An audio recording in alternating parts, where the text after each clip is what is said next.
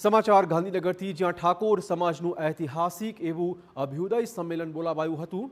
અડધી રાત્રે બોલાવાયેલા સંમેલનમાં મોટા નેતાઓ સહિત હજારો લોકો હાજર રહ્યા હતા। સમાજમાંથી કુરિવાજોને તિલાંજલિ આપવા સૌ સહમત થઈ ગયા છે। દારૂ સહિતના દૂષણોથી દૂર રહેવા ઠાકોર સમાજને નેતાઓએ અપીલ કરી હતી। અલ્પેશ ઠાકોર, ગેનીબેન ઠાકોર, બળદેવજી ઠાકોર સહિતના આગેવાનો આ સંમેલનમાં જોવા મળ્યા હતા।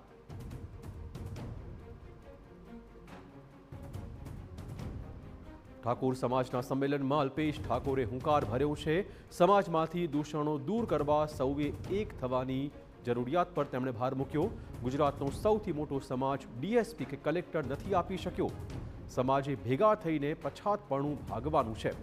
પાટીદાર સમાજે સંસ્થાઓ બનાવી, આપણે કેમ ન બનાવી શકીએ? આ પ્રકારની વાતો તેમણે કરી હતી।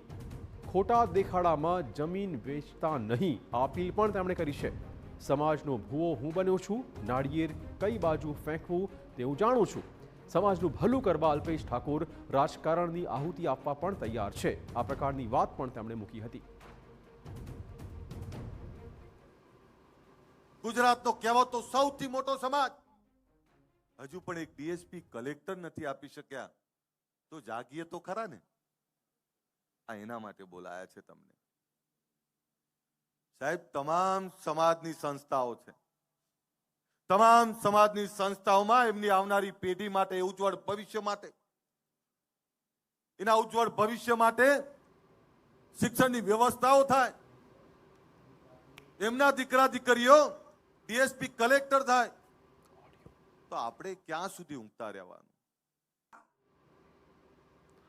ઠાકોર સંમેલનમાં સાંસદ ગેનીબેન ઠાકોરે લલકાર કર્યો છે। રાજકારણ દૂર મૂકી સમાજ અને શિક્ષણના નામે કામ માટે ભેગા થાય।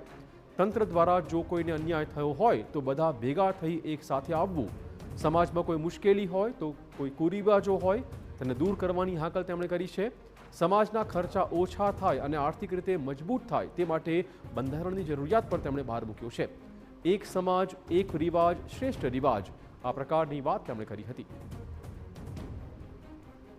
રાજકીય આગેવાનો એક સ્ટેજ ઉપર આવે તો નીચેનો સમાજ પણ સમરસ રીતે બીજા સમાજો સાથે ભાઈચારાની ભાવના રાખી અને ધંધાકીય અને શિક્ષણમાં આગળ વધે, એ અમારો આજનો આ મુખ્ય એજન્ડા છે। સરસ્વતી માતાના ધામ બંધાય, અંધશ્રદ્ધામાંથી બહાર નીકળે, ક્યાંક બીજા સમાજની મદદ લેવાની હોય મદદ લે, બીજા સમાજને મદદ કરવાની હોય ત્યાં મદદ કરે। પણ આ ગુજરાતની અંદર આવડો મોટો સમાજ એ કંઈક દિશા આપતો થાય, એ બધાનો પ્રયત્ન છે। આ સંમેલનમાં કલોલના પૂર્વ ધારાસભ્ય બળદેવજી ઠાકોરનું નિવેદન સામે આવ્યું છે। સમાજના વિકાસ માટે સત્તાની જરૂરિયાત તેમણે ગણાવી છે।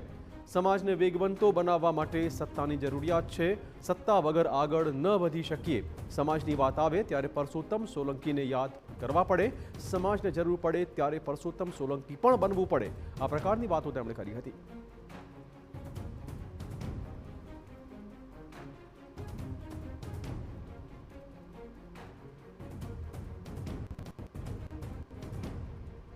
તો આ સંમેલનમાં પૂર્વ કોંગ્રેસ પ્રદેશ અધ્યક્ષ જગદીશ ઠાકોરનું પણ એલાન સામે આવ્યું છે। મા બાપ વગરના બાળકો માટે શક્તિ વિદ્યાલય બનાવાશે। ઠાકોર સમાજના જ નહીં, તમામ સમાજના બાળકોને ભણાવાશે।